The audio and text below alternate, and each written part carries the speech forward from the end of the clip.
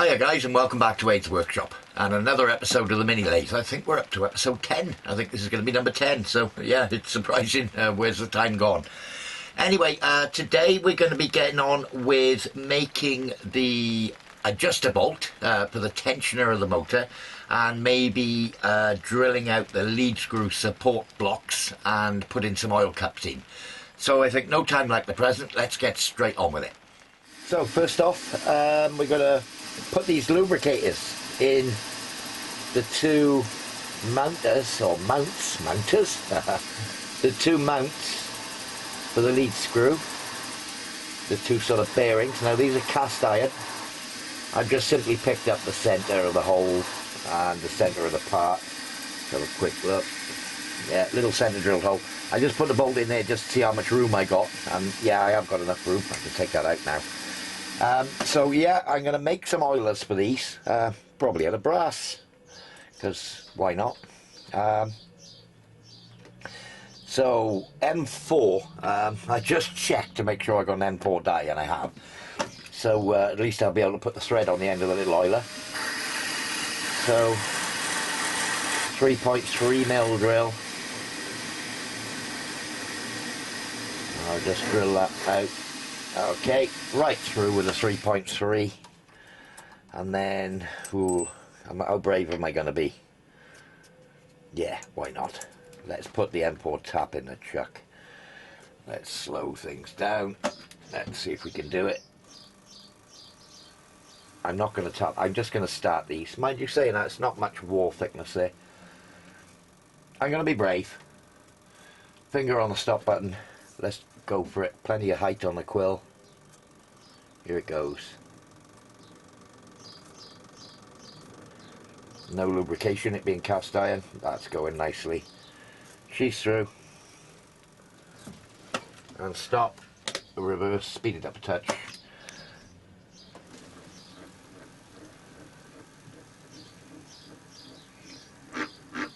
Head makes funny noises when you're going super slow.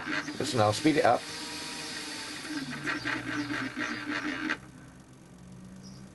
It's just got that sort of chatter point. Dead slow seems alright, and then that. Don't know what that is, but it only does it when you're going very slow. Other than that, it's pretty silent, so I'll have to investigate one day and see what that noise is.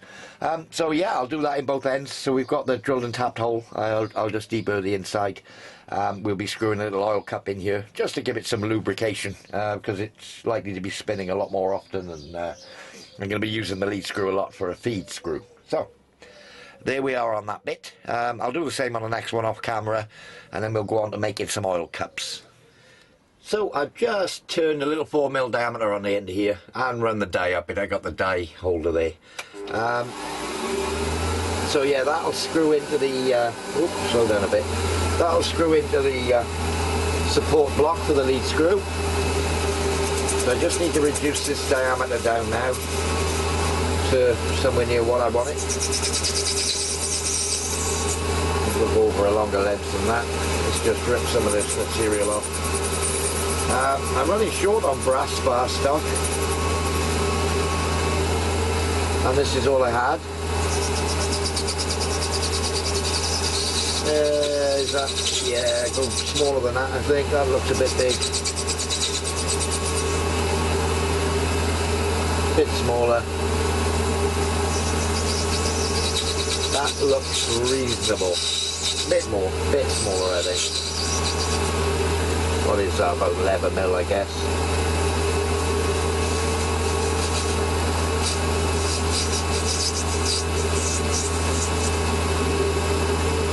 Visually that looks something like what I'm after. Yeah. I think we'll put a bit of a chamfer on the underside, because it won't be down hard against the block, so nice big chamfer in there. That'll do. So that's the underside, so I think we need to part it off now. Let's just stop that cutter. We'll part it off. Ooh, that was close. Let's have a look for a length. Rule. Oh, grab a rule. Let's have a look what looks nice. probably about 8mm. Yeah, that looks reasonable. Slow down a bit. I'll part that off, then we'll work on the other side.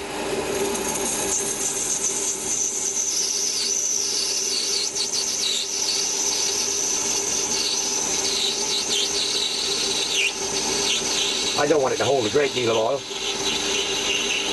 because it's easy to get to, easy to access. Come on, off you come. There we go. So that's the start of the little oil cup. Bring it in. So M4, little chamfer on the underside, a diameter, and now we're going to bore that out to make a reservoir and put a hole down through the middle to let the oil through onto the lead screw. So I got the little cup held now, other way around in the chuck. Let's just do a little face across there just to neaten it up. Okay, have I got room? I have just got room for a little chamfer on the outside. I've got it stuck out the chuck a lot. Let's just be very careful here. Little break edge. I'll do. So, need to drill it out now. What diameter did that end up? I have no idea. Calipers has turned itself off. Oh, I can only just measure this. 11.4. I think about a 9mm drill, something like that. I wonder if I could put a 10mm milling cutter up there. I think I'll put a 9mm drill. Probably do me. So I'm just gonna, oh, come on.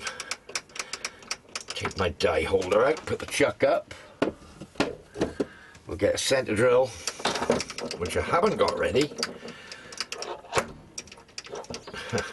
Wind it a bit more, right? Okay, so centre drill.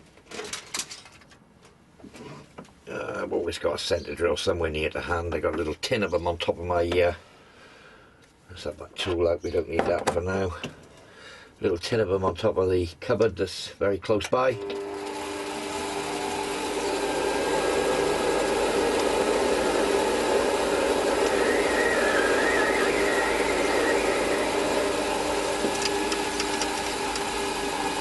That's that centre drilled out.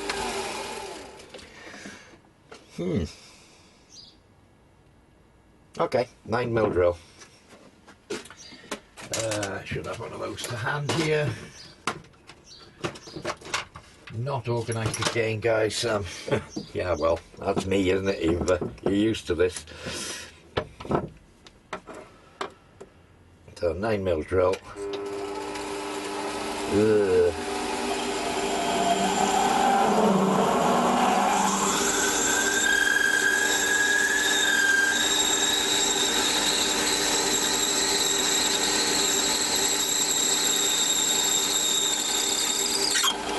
I haven't decided on a depth. Let's just look at it, really. That's probably deep enough. Okay, so that's a 9mm drill in there. Now we need a very small drill down the middle. What size are we going to use? I reckon I'm going to go with a 1.5mm drill. So hopefully this is successful. Should be fine going down through the middle of that 4mm thread. 1.5mm drill. So it's a tiny one, this one.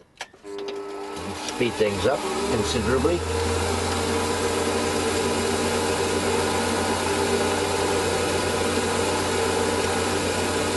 So we don't want a huge hole, otherwise we'll put oil in and it all just disappears. And that's the 1.5mm drill right through.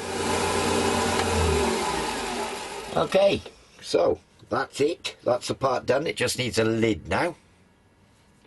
So I just screwed the little reservoir in, and it does sit there, and it does miss the bolt. Obviously I'll have to bolt it all up before I put the reservoir in. So we may need to make a little lid for it now. I think a bit of Delrin, something like that, something I can make that'll just pop in there and you know, grip well. Typically what I do is distort the rim of this just ever so slightly, just to have a little grip, and then make a lid that slips in, and then when I distort it slightly, it'll latch it in. So that's the sort of thing I did on the Stuart Model's engine. It was a much thinner wall than this, but I made a lid that just fitted, that was loose, but it just fitted in, and then distorted the rim, and then basically when you pushed on the lid with this little chamfer, it would bring the body of the oiler back to a circle, but it would grip on it and keep it in position, and then you could pull it out. Yeah, and it would, you know, basically made that sort of, by the distortion, making the whole oval that the lid was fitting in, it would grip it when it was in there, and it would pop in and out, but wasn't loose. So I'll probably do some sort of other neat little trick on this one. I was going to make the lid out of nylon, and then I found this bit of aluminium bar. So let's just face it off. It can be a slightly larger diameter, so maybe 12 mil, something like that. So I got something to grip on. Let's just turn the diameter to 12 mil.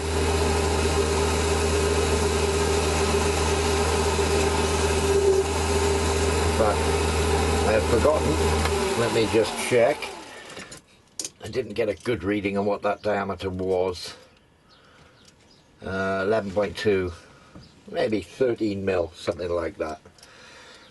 So where are we now? 13.15.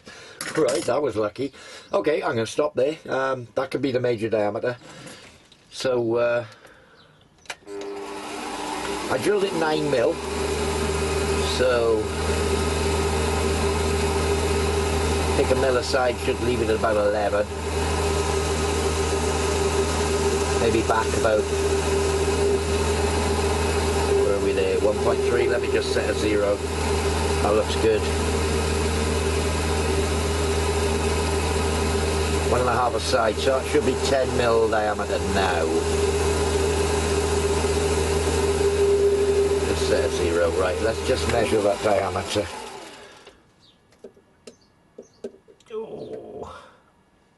Oh, 9.9. Now that should not fit in there.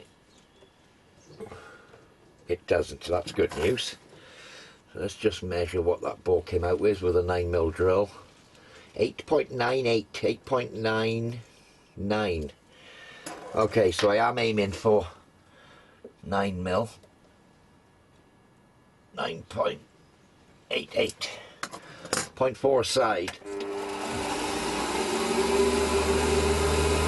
Take 2.2 cuts.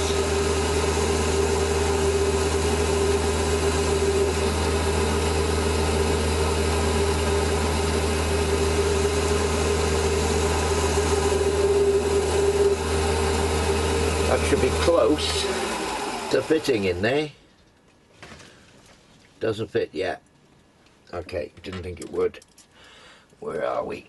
Should be 9.1, something like that. Oh, it's just about 9 mil. I think a scratch pass off there.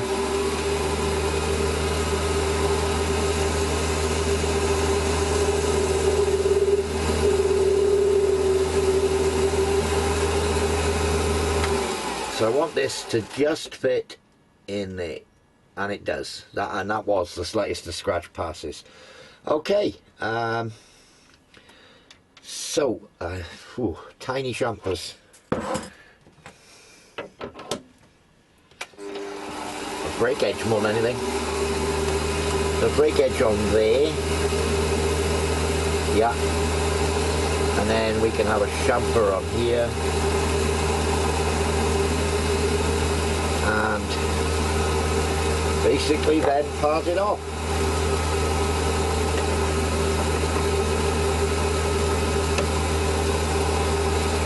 So, how thick do we want it? Give myself something to hold on to. Yeah, no reason why it can't be about 3mm thick. Just slow down a touch. WD-40 be handy. Let's part that off and then we'll face it afterwards.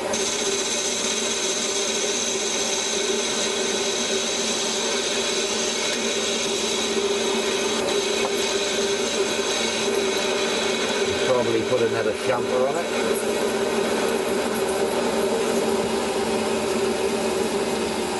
Catch it? Yeah, there it is. Right, so that's the lid.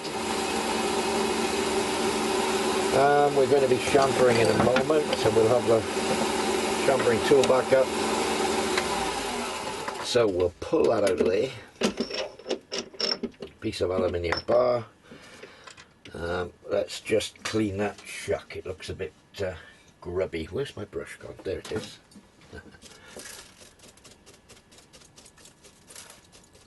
Okay. So a delicate little job. Going to hold it very gently by the register that fits inside the oil cup. Holding it back firm against the jaws. Just a little nip. Nothing. Actually, didn't want the chamfer tool. I want to face that off. Speed her up a touch. WD-40 out of the way. So I just face this off.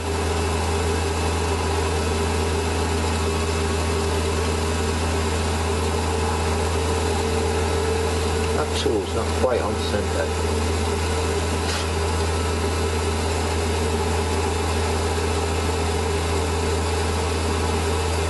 It is now.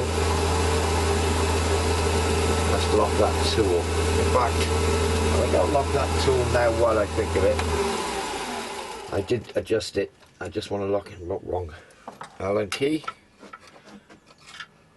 Probably not got the right one to hand. There it is. I reckon that one's the one I need. It is. Let's just lock that height adjuster. Okay. And then there's one around the other side I can lock. Okay. Right. That stops that messing about. Having to adjust that. It's back where it should be in its happy place on centre. And chamfer on here. That looks good. So we now have the little lid for the oil pot. So the oil pot being there, little lid sits in, enough to grip on to pull it out. So what I do now, basically I'll give this a little squeeze in the vise on the outside to make it out around, and it should just then, I mean it's going to be very small, in fact that sort of sits in there nicely already. Obviously being on the lathe it's likely to vibrate out. I'll give it a little squeeze in the vise on that rim, and then it should just be a snap fit in there rather than that sort of fit it is now. In fact the burr's gone now and it's, you know, it could, probably will, well, it sits in there. So a little squeeze, let's try that.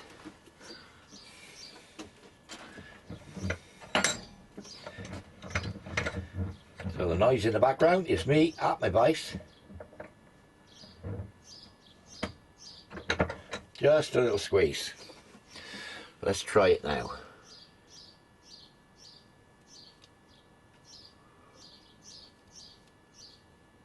Okay, I'm going to have to pop that in there once. It doesn't quite.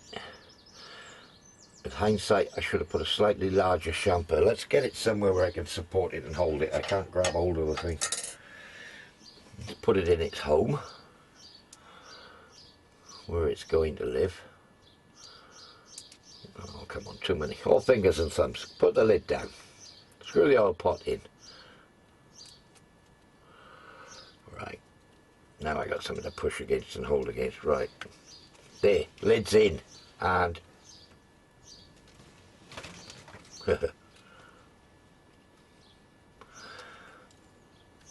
lid's very in.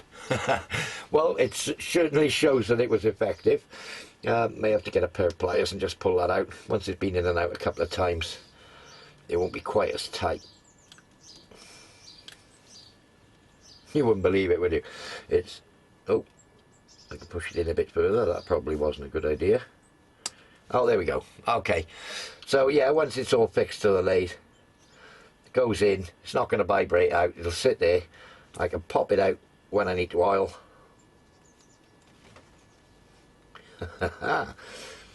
Gosh. Okay, it's only going to get looser the more I use it. I probably overdid it a little bit on the squeeze. Anyway, so oil cup. There it is. Little oil cup for lubing the lead screw. So moving on from the oil cups. Oh, let me show. I've just cut the head off an M8 bolt. I'm just going to put it up in a chuck and just tidy up the hacksaw cut on the end. Yeah, just hacksawed it off. So where are we? Okay, it wasn't particularly hard. A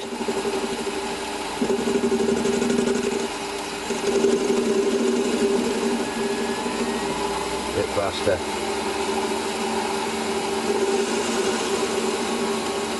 I'll just tidy up the end of this bolt.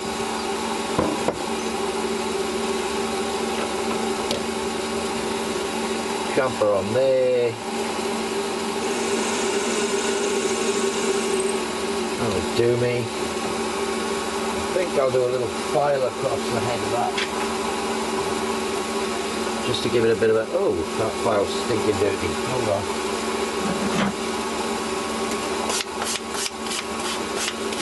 Just getting a file card on the file. Don't use this little one that often. So just a little...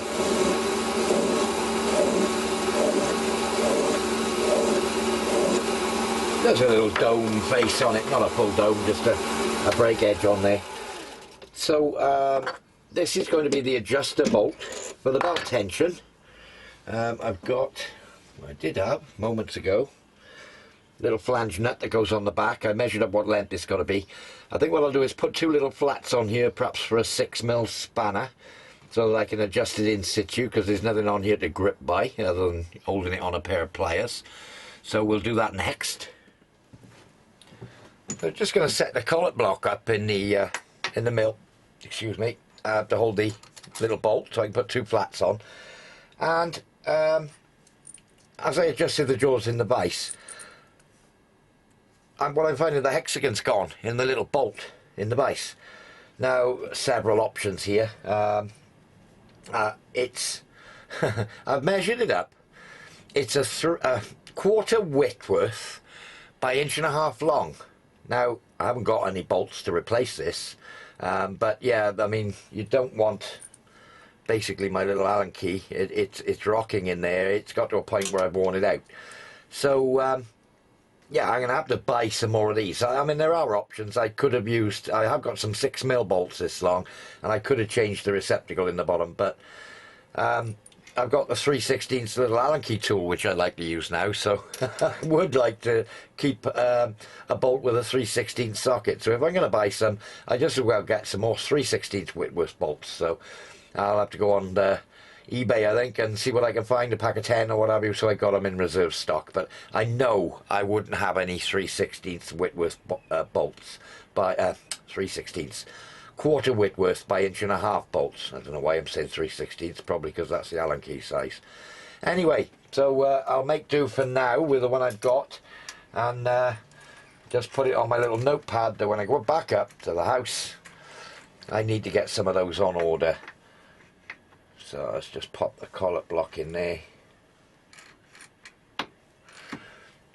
And I've actually got the pin for the vise in the wrong hole.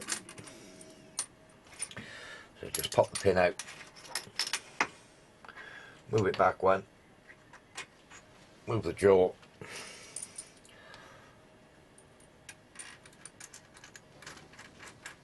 let's try that again, shall we? So it's rough and ready job this, there we go. Yeah, I'm having to push down hard on the wrench to stop it jumping out when I'm tightening it up, and it's only a matter of time before one loses a knuckle, as it were, doing that sort of thing. Now, I thought I'd lost the bolt. There it is. Let's just see where that thread is. Oh, plenty of parallel in there. Yeah, I'll put a couple of flats on about 1/4 inch from the end.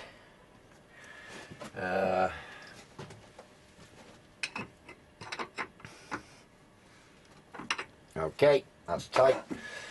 Tell you what I'll do is I'll just set the collet block flush with the end of the vise so that my flats line up when I flick it over rather than get my stop up. There you go, Allen key just slipped.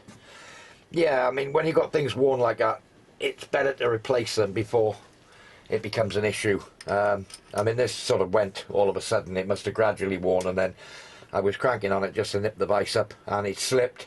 I didn't hurt myself, but I could have done. So I can't put an 8mm cutter up because I got my 8mm collet. Right, okay, 10mm cutter. So what have I got lurking over here? I've got a 12mm cutter to hand. So get the spanners on, pick that chuck out. That chuck sits in a 12mm collet, I know that much. So there's no great reason why I couldn't put a 12mm cutter in there. Just nip that up. I'm all over the camera here, guys. Let me move. Right, there we go. You can't see it anyway, it's up out of shot. So let's just make sure I can't remember if I tighten that up or not. That's tight, yeah. Okay, so spanners out of the way. Let's wind the job over. You can't see the cutter, I know. Okay. Bring the cutter down somewhere near.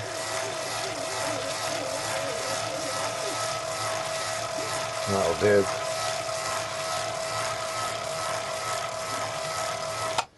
I'll stop there. You know, I don't know what diameter that is at present, so if I'm going to put a 6mm spanner on there, I need to know how much each side to take off. And now it's all under the head and I can't get to it. 7.7. So that's 1.35.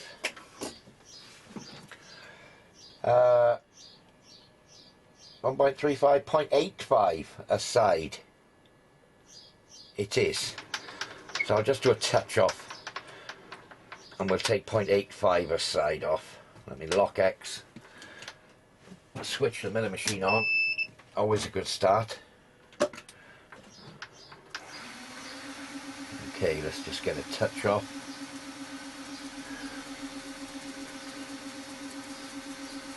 So 0.85, I think I'll probably take 0.8 aside and try the spanner. Come on, there you go. Set a 0.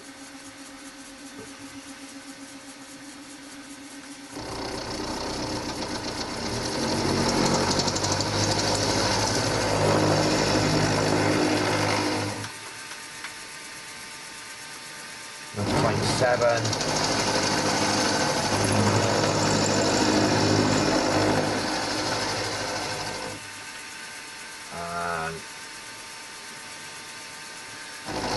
That's 0.8.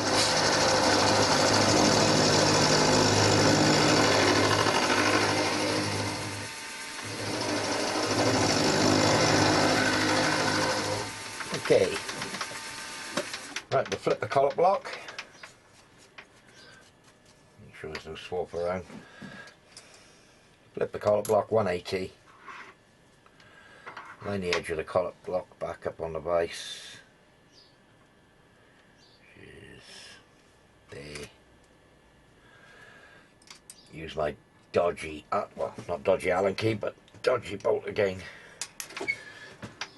Let's take the cut off a bit. And we'll do 0.8 on this side. We'll measure it with using a spanner.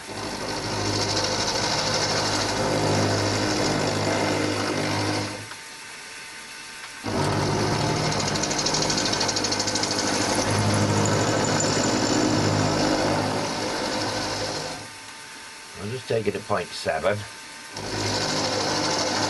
We'll check it. I mean, if it's offset slightly, it doesn't matter, it's not doing anything. So 6mm spanner. No. That's 0.8.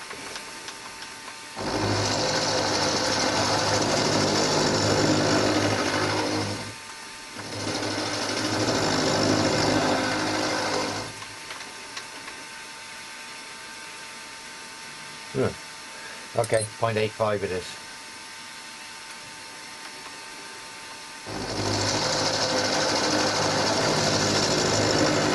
Now at this point I should flip it, take 0.5 off the other side. But, oh, there we go. Fits.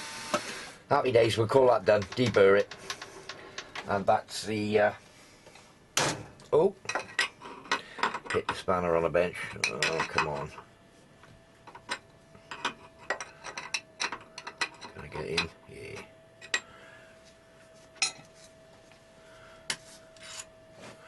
That's it, 2 flats.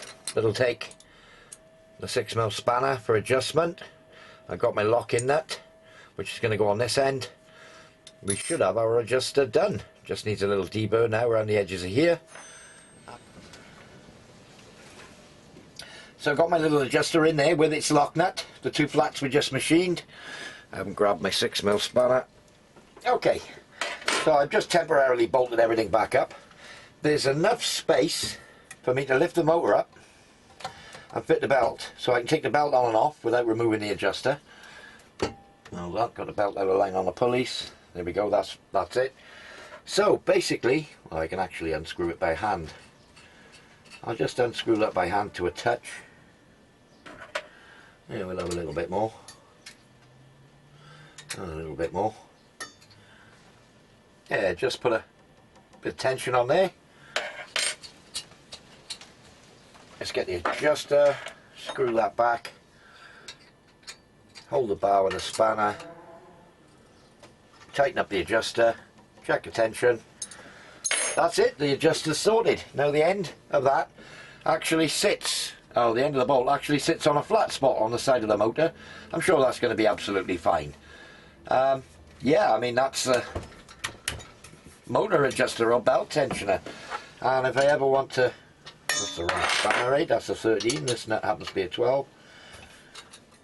I can undo the locking up, wind it back, probably just put a bit of tension on the motor, screw that back in by hand, and I can lift and remove the belt.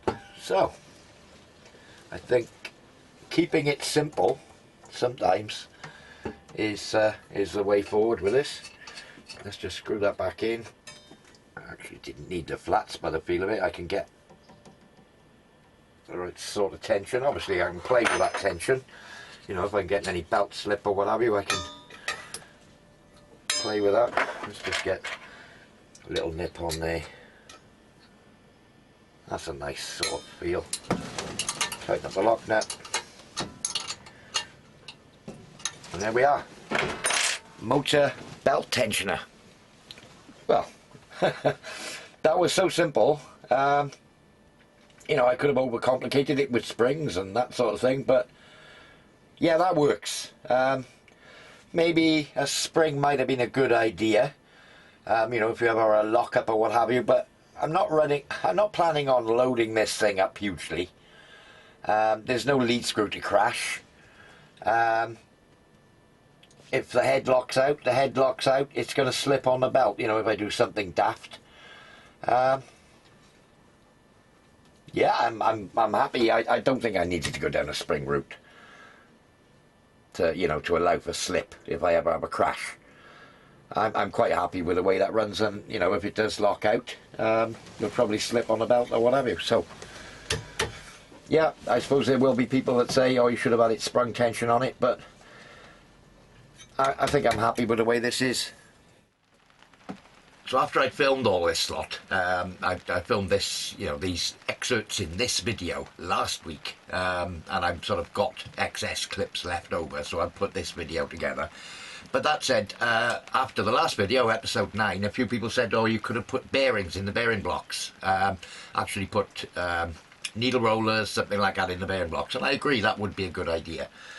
On that note, though, the Walco one, again, has the cast iron blocks running on the hard, you know, or the steel lead screw. And it's done a loads of work, as you've all seen over the last 3 or 4 years. And I've got no wear in there at all. So I think with a bit of lubrication, they seem to run rather nicely in the blocks as they stand. So we'll see how it goes. And if I do find they wear out, I can always put bearings in at a later date. So that's that. On a complete other note, I'm going on holiday, so there won't be any videos up for a couple of weeks. I'm not that organised that I've got enough clips to put videos together going forward. I'm at the most a week in hand on video clips. But I have bought a GoPro to take on holiday with various, I think I bought a Chinese accessory kit with various handles and God knows what, and a float and, you know, all sorts. So, yeah, we're going to experiment going forward to see how we get on with close-up clips with the GoPro. Obviously, I can use it in the workshop here as well, but it's going to be the ideal sort of action cam for when I go on holiday to capture footage for my own benefit, as it were. And you never know, I may show a few clips if it works nice of something underwater or what have you. We'll see. Yeah, if I think it's worthy of an Abe's Workshop clip, we might put it in there. So having just revealed the new camera, I thought I'd throw in a little clip just to see how I get on with it. If I get it right, then this will be in the video, and if I get it wrong, it won't. So again, using the GoPro, you can see the little adjuster there, and it sits on a flat face, so that's good. We'll just see how these close-up sort of shots come along. And a sneak preview of what's coming next week. I have started making the guard that's going to go on this end, recycling the old guard. So yeah, that's just a sneak preview of what's to come, guys. So having said that, thanks for watching, guys. Thanks for subscribing, and we'll see you all probably in about 3 weeks time. And again, apologies, we won't be able to have our Sunday fix of Abe's Workshop. Anyway, cheers now.